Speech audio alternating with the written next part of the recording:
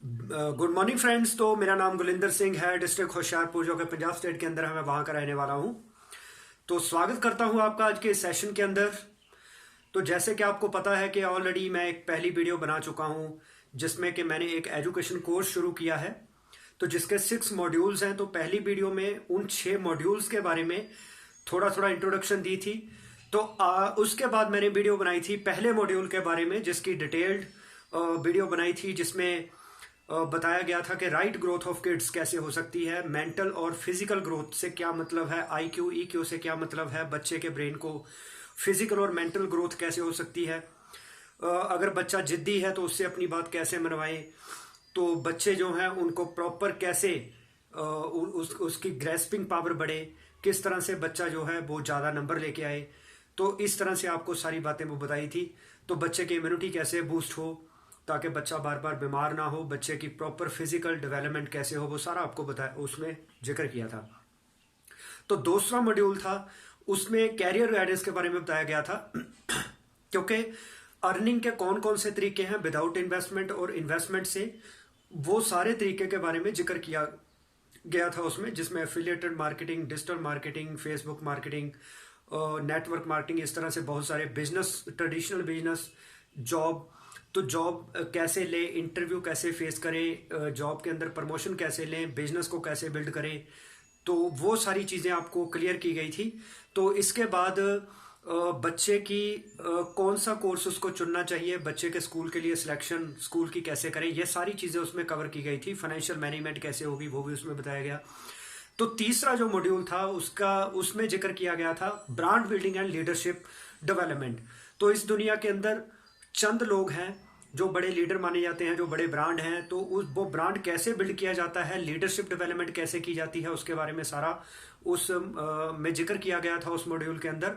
तो जो मेरा फोर्थ मॉड्यूल था उसके बारे में मैंने वीडियो बनाई थी। तो उसमें बताया गया था married life and family planning, क्योंकि जब भी किसी लड़के लड़के की मैरिज होती है उनको नहीं पता होता है कि किस तरह से हस्बैंड ने वाइफ को हैंडल करना है, वाइफ ने हस्बैंड को हैंडल करना है, उनके क्या क्या रोल रिस्पॉन्सिबिलिटीज़ हैं, तो ताकि उनमें तकरार ना हो, कल को जाके तलाक ना हो।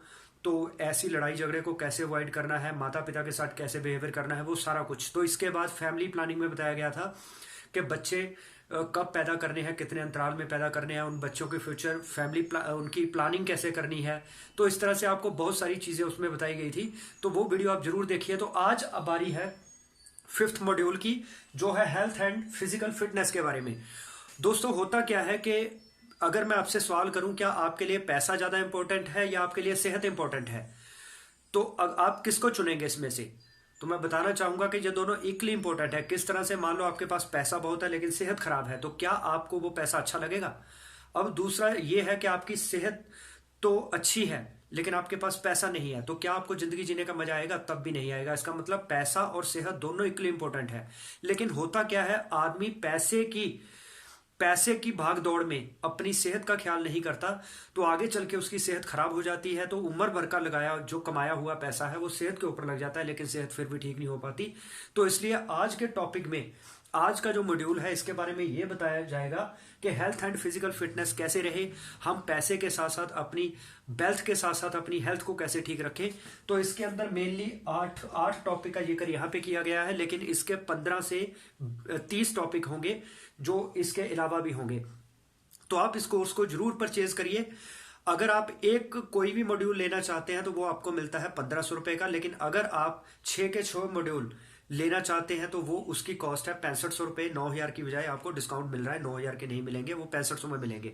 तो जो 6th मॉड्यूल है तो उसमें बताया जाएगा आपको स्पिरिचुअल एंड पीसफुल लाइफ, कि हमारी जिंदगी के अंदर पैसा भी आ जाता है, सेहत भी होती है, लेकिन उसके बावजूद भी हमें शांति नहीं होती, सुकून नहीं होता। उसका कारण है कि हम अंदर से कटे होते हैं, हम अपने आप को जान नहीं पाते। तो वो स्पिरिचुअल एंड पीसफुल लाइफ, वो जो मॉड्यूल है उसमें सारी डिटेल इसके बारे में बताई जाएगी। वो मैं वीडियो बाद में बनाऊंगा। फिलहाल आज जिक्र करते हैं हेल्थ एंड फिजिकल फिटनेस के बारे में। इसमें सबसे पहला जो टॉपिक है वो रहेगा बैलेंस डाइट एंड सप्लीमेंट्स। तो दोस्तों होता क्या है कि हमारी बॉडी के अंदर अगर जो सेल है, हमारी बॉडी के अंदर 63 खरब सेल हैं, तो एक सेल की खुराक क्या होती है, जब भी हम कुछ खाते पीते हैं हमारी गर्दन के नीचे जो भी जाता है, हमारे ब्रेन को तो पता है कि हमने दूध पिया, चाय पी, कॉफी पी, लेकिन गर्दन के नीचे के हिस्से को नहीं पता क्या खाया क्या पिया। वहां के जो सेल हैं वो चाहते हैं कि हमें तो चाहिए न्यूट्रिशन। वो देखते हैं इस डाइट के अंदर क्या प्रोटीन है, मिनरल्स है, विटामिन है, कार्बोहाइड्रेट्स है, फाइटोन्यूट्रिएंट्स है, एंजाइम्स हैं। तो अगर उस सेल को उसकी खुराक नहीं मिलती, वो सेल हो जाता है कमजोर। तो जब बॉडी के अंदर सेल ज़्यादा ग्रो होते हैं, ख़त्म कम होते हैं, तो वो होती है ग्रोइंग एज। लेकिन जैसे ही सेल मरने ज़्यादा शुरू हो जाते हैं, पैदा कम होते हैं, तो उसको कहते हैं ओल्ड एज। तो हम बहुत जल्दी आज बुढ़ापे की तरफ जा रहे हैं। उसका कारण क्या है, हमारी बॉडी के अंदर प्रॉपर जो न्यूट्रिशन है वो हमें मिल नहीं पाता। तो सप्लीमेंट यही काम करते हैं, हमारी बॉडी के अंदर जो कमियां हैं उनको दूर करते हैं। अब मान लीजिए आपने अपनी बॉडी के अंदर सप्लीमेंट तो पूरे कर लिए, भोजन ऐसा लिया जो संतुलित है, लेकिन अगर आपका मेटाबॉलिज्म रेट स्लो है तो भोजन पचने की बजाय सड़ने लगेगा, तब भी आपकी बॉडी में ताकत नहीं आएगी। तो दो चीजें हमें करनी है कि हमारी बॉडी के अंदर न्यूट्रिशन भी पूरा मिले और साथ में हमारा जो मेटाबॉलिज्म रेट है वो भी सही रहे। बढ़ती उम्र के साथ मेटाबॉलिज्म रेट स्लो हो जाता है। यही कारण है कि जब हम जंग होते हैं तो हम बहुत ही खाते पीते हैं फिर भी मोटे नहीं होते, लेकिन शादी के बाद जो औरतें हैं वो खाना भी कम खाती हैं लेकिन उसके बावजूद ही मोटी हो जाती है। उसका कारण है मेटाबॉलिज्म रेट जो है जवानी के टाइम में तेज होता है, लेकिन आगे चल के वो स्लो हो जाता है, जिस कारण से मोटापा होता है। तो इसमें सारी ऐसी चीजें कवर करी जाएंगी कि आप अपने फिजिकली फिट कैसे रहे, आपको मोटापा भी ना हो, जो और बीमारियां हैं वो भी ना हो, अनफिटनेस ना रहे। तो इसके बाद आता है प्राणायाम एंड एक्सरसाइज। अगर हम बात करें कुत्ते की, तो कुत्ता 15 साल ही जी पाता है, 10 से 15 साल। उसका कारण है क्योंकि उसकी सांस बहुत छोटी है, वो तेज तेज सांस लेता है। लेकिन कछुए की बात करें वो 400 साल जीता है क्योंकि उसकी सांस लंबी लेता है वो। तो इसी तरह से प्राणायाम इसी चीज के ऊपर आधार है कि अपने प्राणों के ऊपर कंट्रोल करना। प्राणायाम, प्राणों का आना जाना, इस पे कंट्रोल करना, इससे आपकी उम्र जो है वो लंबी होती है, तंदुरुस्त होती है। तो ये प्राणायाम उस पद्धति पे टिका हुआ है। इसकी पूरी विज्ञान क्या है उसके बारे में आपको बताया जाएगा इन टॉपिक्स में। तो साथ में एक्सरसाइज, एक्सरसाइज क्यों जरूरी है, सुबह जब हम जल्दी उठते हैं, सैर करते हैं, एक्सरसाइज करते हैं, तो उससे हमारी बॉडी के अंदर क्या फर्क पड़ता है, कैसे हम तंदुरुस्त रहते हैं, वो सारा बताया जाएगा। इसके बाद है ट्रीटमेंट विदाउट मेडिसिन। बिना मेडिसिन के ट्रीटमेंट कैसे हो सकता है।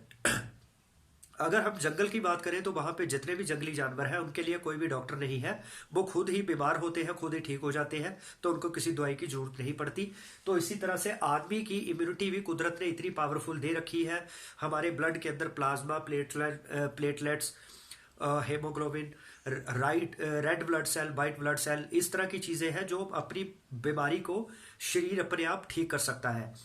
जैसे हमारी बॉडी के अंदर कोई भी वायरस, बैक्टीरिया या जर्म्स आते हैं तो बॉडी का इम्यून सिस्टम उससे लड़ता है और उनको खत्म कर देता है। तो ये हमारी बॉडी के अंदर ऑलरेडी ऐसी पावर है। हमारे बुजुर्ग जो है वो बिना दवाई के ही ठीक होते थे, एलोपैथी तब नहीं थी। तो अब मैं एक और भी एग्जांपल देता हूँ। मान लीजिए आपके यहाँ पे कट लग गया, तो मैं कहता हूँ कि अगर आप इस पे दवाई नहीं लगाते, कोई भी क्रीम ट्यूब वगैरह नहीं लगाते, तो क्या ये जख्म ठीक होगा? बिल्कुल होगा, लेकिन शर्त यह है कि इसके ऊपर जो जर्म्स, बैक्टीरिया, वायरस पैदा ना हो। तो जो हम बाहर से ट्यूब या लगाते हैं कुछ भी ऑर्नामेंट, ऑइंटमेंट, तो वो इसलिए लगाते हैं ताकि इस पे बैक्टीरिया, वायरस या जर्म्स अगर रहेंगे तो वो इस जख्म को और खराब कर देंगे। तो वो एक प्रोटेक्शन लेयर हमने लगा दी, कोई ट्यूब या क्रीम, ताकि वो बैक्टीरिया, वायरस इस पे अटैक ना कर पाए। तो 27-28 दिन बाद जो हमारी बॉडी है उसकी परत नहीं आ जाती है, तो हमें लगता है जख्म ठीक हो गया, जबकि पुरानी परत उतर गई, नई परत आ गई। तो बॉडी अपने आप को ठीक खुद करती है, कोई भी दवाई ठीक नहीं करती। तो ये हो गया ट्रीटमेंट विदाउट मेडिसिन कैसे होगा, ये सब आपको सारा बताया जाएगा। 5 तत्व इन बॉडी। हमारी बॉडी के अंदर अग्नि, पृथ्वी, वायु, जल, आकाश, 5 तरह के तत्व हैं। हर तत्व का हमारी बॉडी में अलग रोल है। तो जब इनकी तादाद कम या ज्यादा होती है तब बीमारी आती है। तो 5 तत्व को बैलेंस करते हुए हम कैसे अपनी बॉडी को ठीक कर सकते हैं, इसमें वो भी बताया जाएगा। एक सूर्य चिकित्सा भी आती है। सूरज के अंदर मेनली 7 कलर हैं, तो उन कलर से हम पानी को सिद्ध करके वो पानी पीते हैं, तब भी हमारी सेहत जो ठीक होती है। तो वो भी एक ट्रीटमेंट है, तो उसका भी आपको जिक्र किया जाएगा यहाँ पे। Treatment through law of attraction. तो इस कुदरत के अंदर एक लॉ ऑफ अट्रैक्शन काम करता है कि हम अगर जो सोचते हैं वैसे बन जाते हैं। हम बीमार भी अपने सोच के कारण होते हैं, अपनी सोच के कारण बीमारी को ठीक भी कर सकते हैं। तो ये इसमें सारा लॉ ऑफ अट्रैक्शन के बारे में बताया जाएगा, ये कैसे काम करता है। Change in lifestyle according to as.